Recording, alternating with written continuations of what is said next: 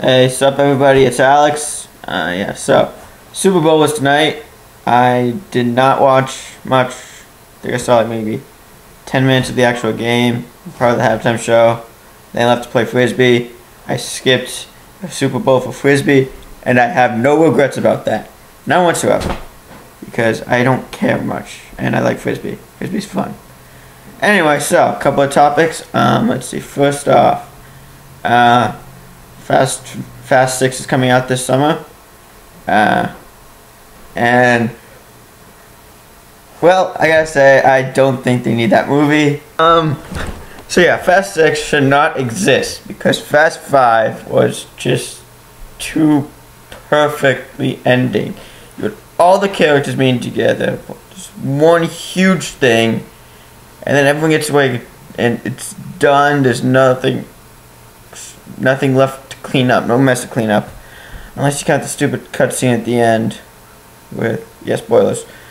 Unless you count the stupid cutscene at the end with Letty showing up in the file or whatever. But anyway, besides that though, everything was cleaned up nicely. So I think what happened is they're like, we're gonna finish with Fast 5, and then Fast 5 was huge, so they're like, we can't stop here, we have to make more money. So they threw the cutscene in. Now they're making Fast 6, which shouldn't exist. But I gotta watch it because it's Fast 6. And the Fast movies are awesome. Alright, so that's that. On another note, I saw Cloud Atlas, which is 3 hours long. Decent movie. Kept you engaged, but it was 3 hours long. Reason for it being 3 hours long is that it had 6 separate settings and plot lines. And that's kind of ridiculous. Anyway, the point was how one person could affect the future and how those people were affected and all that stuff. And I noticed a couple things. Okay, first, how they're all connected. A guy in 1853, I think it was 1853, writes about a slave, his interaction with a slave on a ship, and that inspires in a journal, and that journal was read by a guy in 1936 who was having some problems of his own and gets inspired by that journal, and then that guy writes letters to his boyfriend, who 40 years later in 1973 ends up rebelling against his company, involving a huge scandal.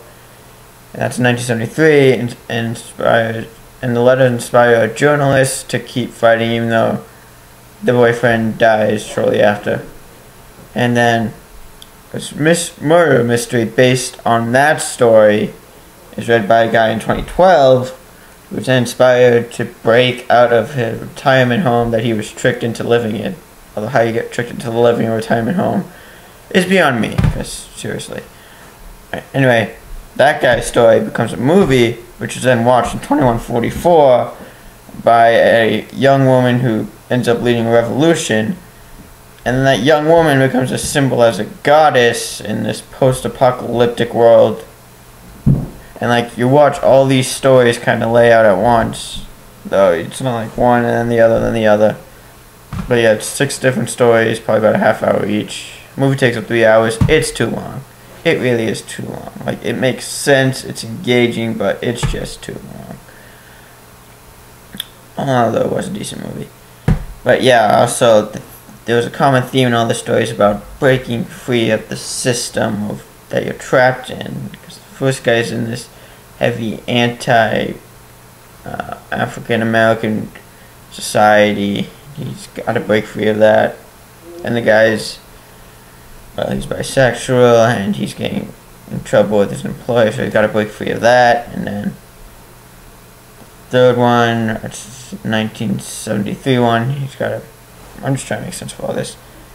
He's got to break, let's see, the journalist needs to expose scandal, break free of, because people typically keep their heads down. She can't do that. She's got to speak up and get out there. Trying to tell us why he's got to break free of the stupid retirement home. And then 2144, she's got to get out of the system. She's got to break free, rise above the current system, rebel. And then in the last one, I think he's got to go to this place that no one ever goes to, this secret place that no one ever wants to travel to. Break free of the social norms, I suppose. The basic common theme for all the stories, and each person will inspire the next person. And each story is also getting a little more extreme. A little running on a ship with a slave, and then comes with the shooting, and then that grows into a huge scandal that will kill tons of people. Breaking out of a retirement home. And then, anyway, after that, then you gotta deal with the rebellion of an entire society, and then you deal with this post-apocalyptic world, survival. So things kind of escalate, and one deed ripples into this future, and it's all connected long after everyone's dead. But yeah, that was the point of the story, I guess. I just wish they didn't spend 3 hours trying to tell us that, because it got way too long. And also, if you think I'm an idiot, put a comment down. I think this is awesome. Like it or subscribe. And yeah. Okay. Peace out.